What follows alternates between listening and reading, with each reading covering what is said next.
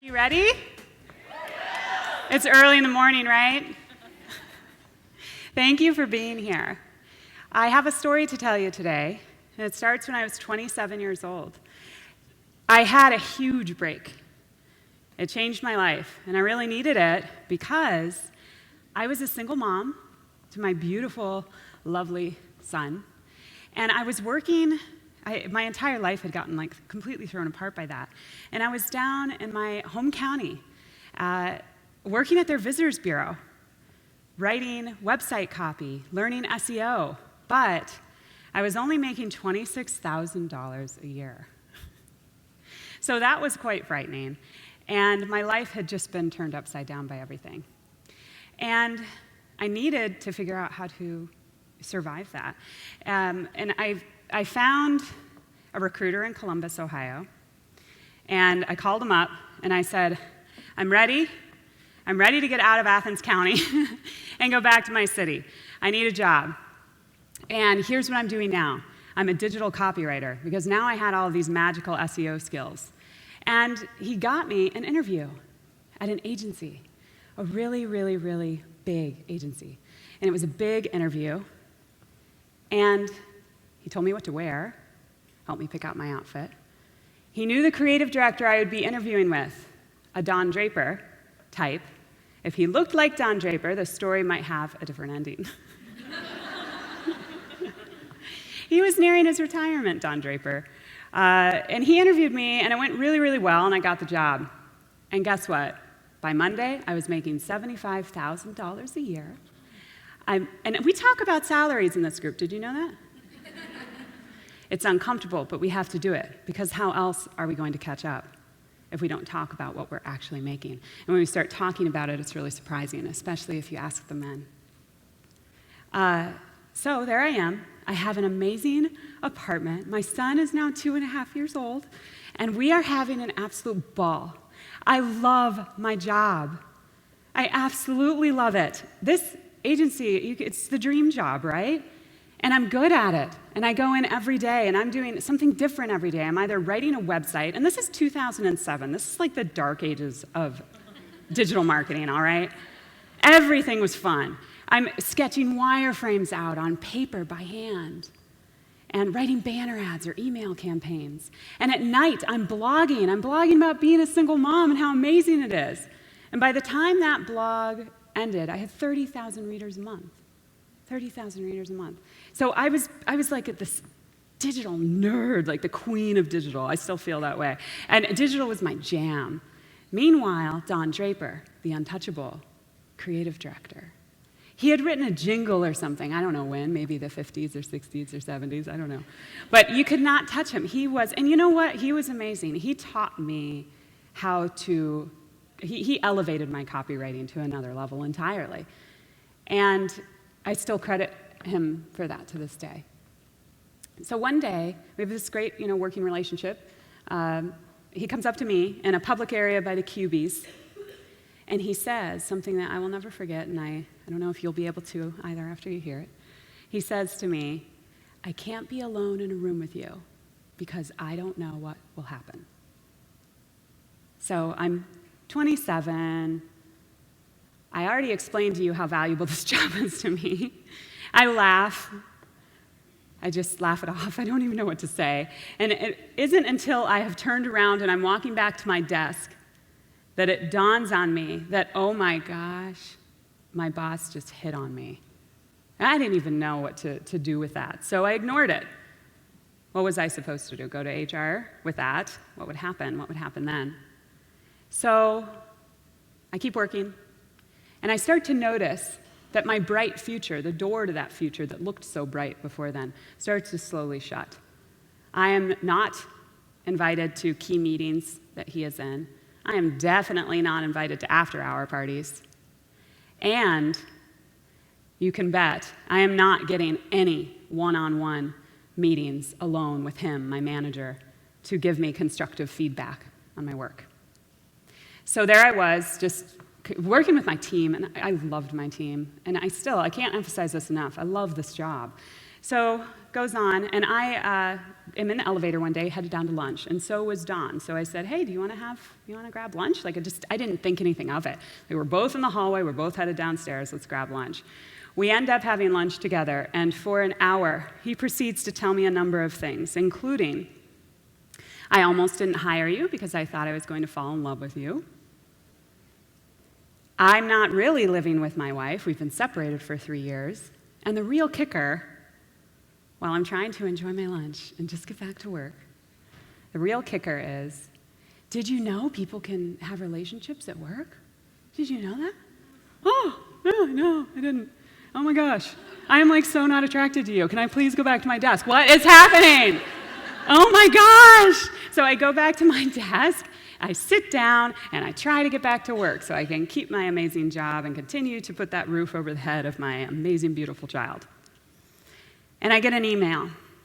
The email comes through, and it's pretty long, but the gist of it says, from Don, you're doing a great job. I'm going to give you a $10,000 raise. And, oh, by the way, can you please not mention lunch to anybody? So that was my line. That was it for me. I slept on it, went home, printed the email out, and brought it into HR the next morning. She was new, and it was almost like she was excited. She was like, oh my gosh, I told her everything. It was like, I've got a hot one here. Don't worry. Don't you worry. It's Friday. Do you want to go home early? Go rest. Come back Monday. He will not be your direct manager anymore. Absolutely not. I'm so sorry this has been happening to you. Thank you for coming forward and telling me.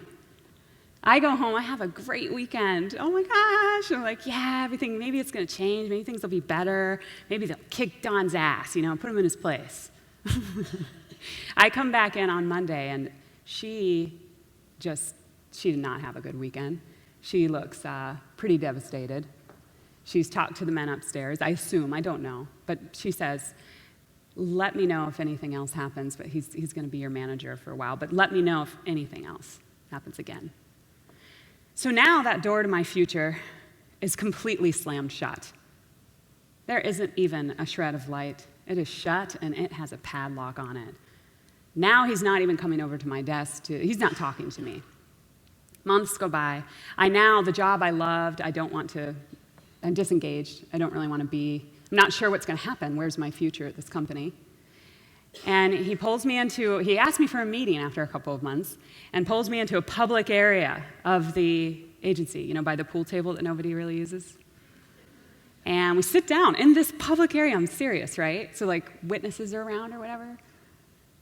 And he says, you know what? We've decided we're going to ask you to move to the public relations department, which at this agency is a huge separate department, a whole different division. I would lose my team. I'm not trained to do PR. I used to be a reporter, but I'm not a public relations professional.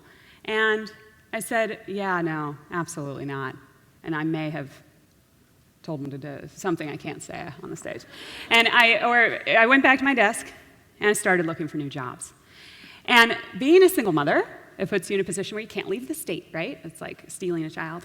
Like, oh my gosh, I'm going to Kentucky. No, you're not. So I cannot go to Los Angeles or New York City or anything. And so I had a few agencies here to choose from.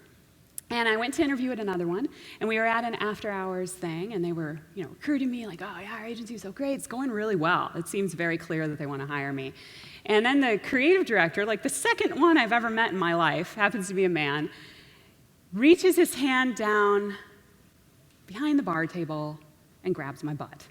And I've tried to figure out a different way to say that. There isn't. He just grabbed my butt. There's no other way to say it. It's not funny, right? It's absolutely shocking. So at this point, I'm like, why is this happening to me? There is nothing exceptional about my butt. Nothing. Can I just work? This is crazy. I put my drink down, and I walk out. I say goodnight, and I leave. I get calls the next week. They want to interview me and bring me in formally. I say, no, thank you. No, not going to trade one for the other. So there I was, and I had very few options, so I started my own agency. And it's this wonderful, beautiful agency called Cement Marketing. It was hard. The moral of this story isn't, hey, ladies, if he grabs your butt, go start your agency. No, That's hard. It was hard. So I am out pitching. You all know how hard it is to sell digital or explain how Google works to old white men? Yes, no, this is the paid search area. This is the natural search area. So this is like 2009 at this point. But they're just like, gosh, I don't know. Can you really do this for me? Can you really do this? I'm like, sir, I rank #1 in the entire world for incredibly competitive terms like how to date a single mom. I think I can rank your car dealership, but no. So it's hard. So I do win some. Most of my clients are actually women. And my first client was a blog reader of my blog. So Cement's taking off. We're doing well. We have 16 people at this point. When something happens, we have a breakthrough at the agency. A breakthrough.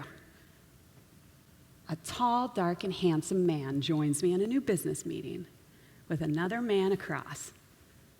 And you know what happens? It's easier. It's so much easier. The meetings are completely different. We experiment. The first time it happens, we're like, what was that? I know. Oh my gosh, I've been doing this for 3 years. That was crazy. Did you see that? It's like, I don't know. Switch it up. Change the guy. Another tall, dark, handsome. Doesn't matter. Let's try a blonde. At this point, they're like, you know what?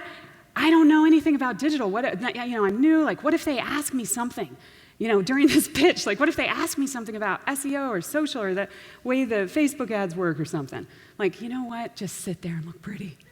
Just sit there and look pretty. Don't say anything. Don't screw this up. And they're like, okay. They're in on it. And then there was a point where a man we were pitching to, I'll never forget this. It was like slow-mo. I realized it.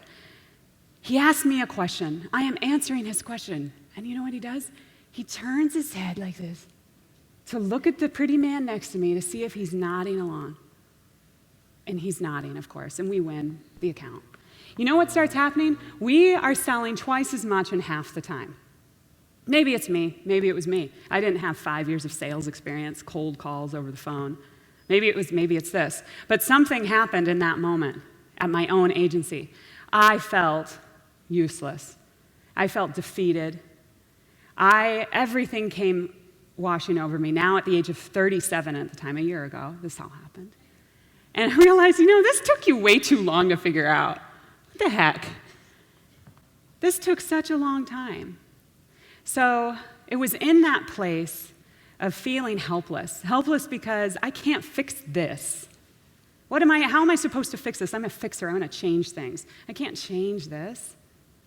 And in that moment, feeling that defeated, not even wanting to go into my own company, that's when I had the first Women in Digital meeting here in Columbus in June of 2016. And let's see if this clicker is going to work. So I'm going to point at Beth, and she's going to make a slide pop up. June of 2016. Oh, maybe I just have to, no, it doesn't work. I'll do this. So you all came. You were all there, all of you. I put the event out on LinkedIn, put an Eventbrite up, and 115 of you, that was the capacity, signed up in 4 days. We didn't have room at the View to put any more in.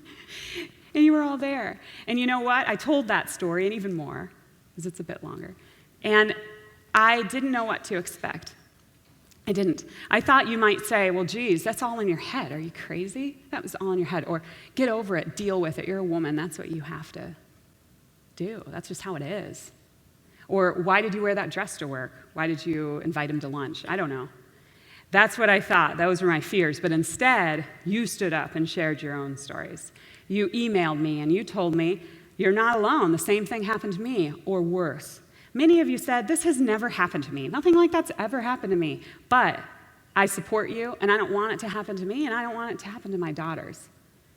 And then we all of us, it was such a momentous thing for all of us in that room that day when that happened. We decided that this needed to happen. So months go by, and we start traveling from city to city. But I want to show you something. Is when it did happen, I started researching and reading as many books as I could about this.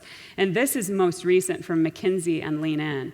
And this is a closer look at the corporate pipeline. So you can see at the bottom, we all start at the same entry-level position. Men, women, minorities.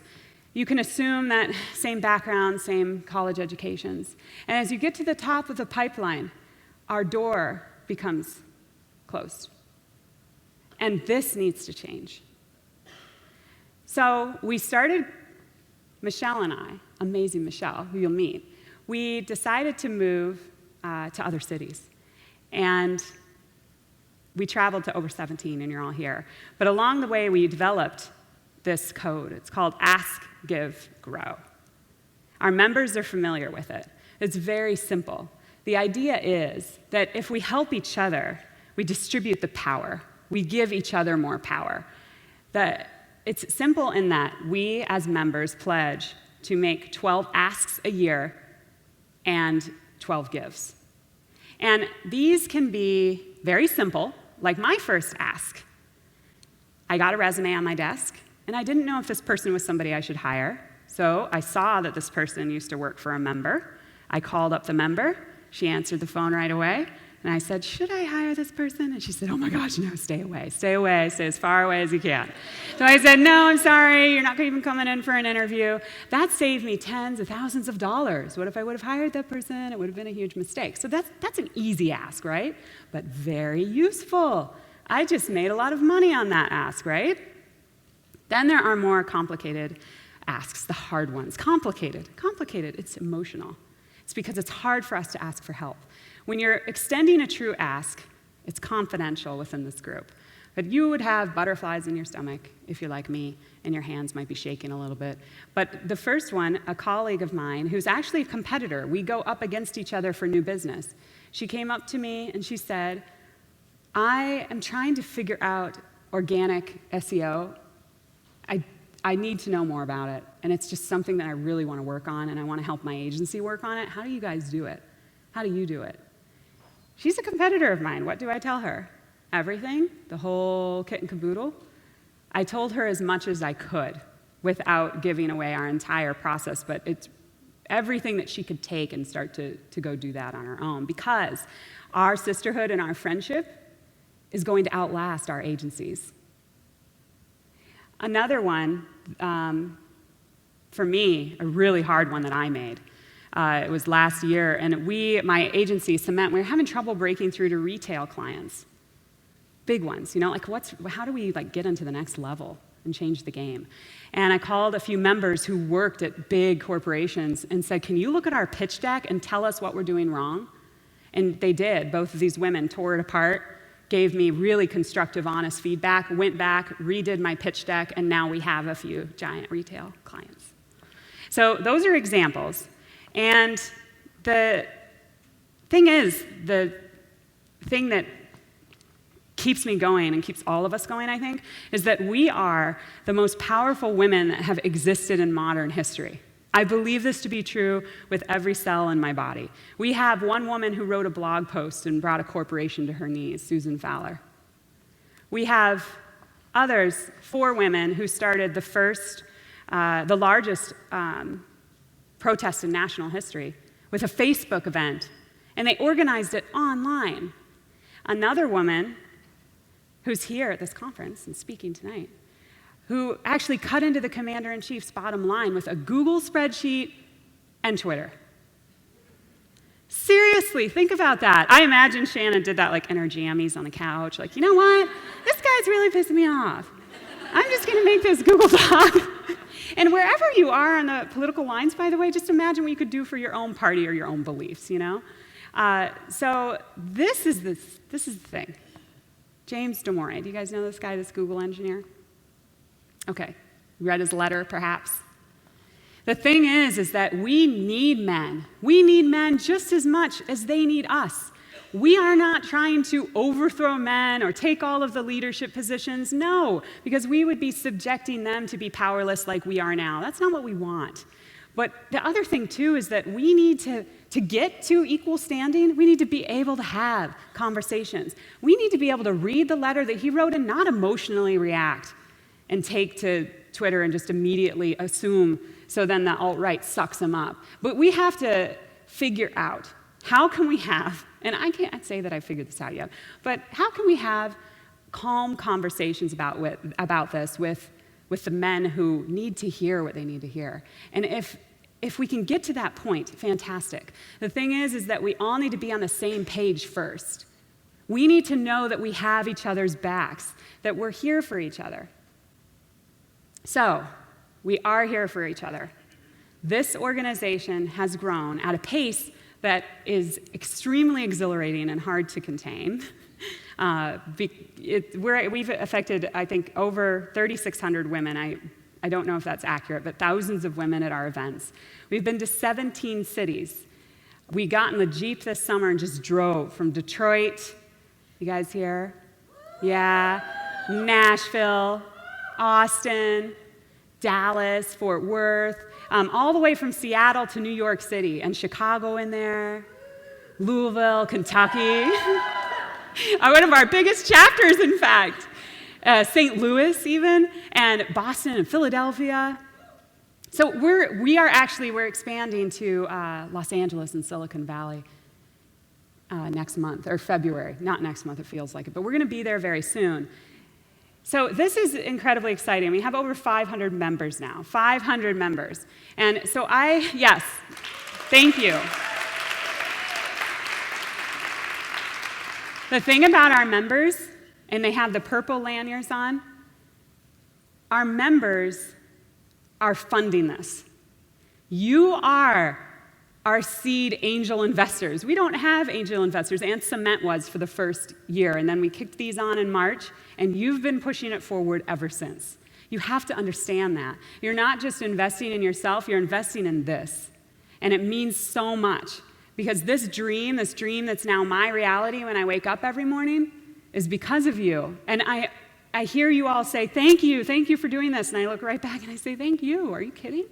You're doing this. You're doing this, not me. I'm just like up here. I'm the one who has to do this terrible stuff. So I have an ask for you. If you are not a member, may you please consider becoming one over the next 2 days. We have a member table. It's by the entry. And consider it. If you're in a new market, it's $25 a month. It's like 5 coffees. If you're here in Columbus, we've had 150 members, so it's $40 a month. It goes up, but if you're in the new markets, you're grandmothered in forever at $25 a month forever. But Columbus, you have a co-working space now. And $40 a month, it's like a gel manicure. I quit mine in protest to show you. Do you see how beautiful my nails are? Just ditch the jellies and please buy a membership. I want to tell you what it includes. We have a national Slack channel. Oh my gosh, we have the Mansplain channel. We're starting some new channels. We want to do a LinkedIn Creepers channel. So there's fun channels like that. Those guys, what the heck? So weird. Gosh, what do they do all day? I'm going to go find some pretty ladies on LinkedIn. I think, oh my gosh. We also have, you don't have to tell your bosses about those channels. You can tell them about the SEO channel, the web design channel, the UX channel. It's all in there. And if you need anything, and you're in St. Louis, and you're like, oh my gosh, Canva crashed, what should I use? Or what's the best social sharing app for whatever? You put it on there, and someone's there for you. It's amazing, within seconds. So if we actually have some people ask, I'm too scared to ask this at work. I don't want to look like I don't know anything. Can you guys help me? Peer circles. Everybody is assigned to peer circles. These are confidential, private groups. We're testing different group sizes right now. It's really exciting, but these are your allies. Member meetups and conference videos. All of the videos from the intermediate workshops will be available to members only after this. So if you can't get in and you're a member, don't sweat. In 2018, we're making a robust member directory, so you're going to be able to sort and find each other. Thank God, I've wanted this for a while. And you can thank Michelle for it, because it's going to be her life for the next 2 months. But we're going to have a directory and then also webinars. So consider joining. And then I want you to remember this one thing, if you remember anything from what I just said, that we actually have as much power as they do. We do. We just have to give more of it to each other. Thank you.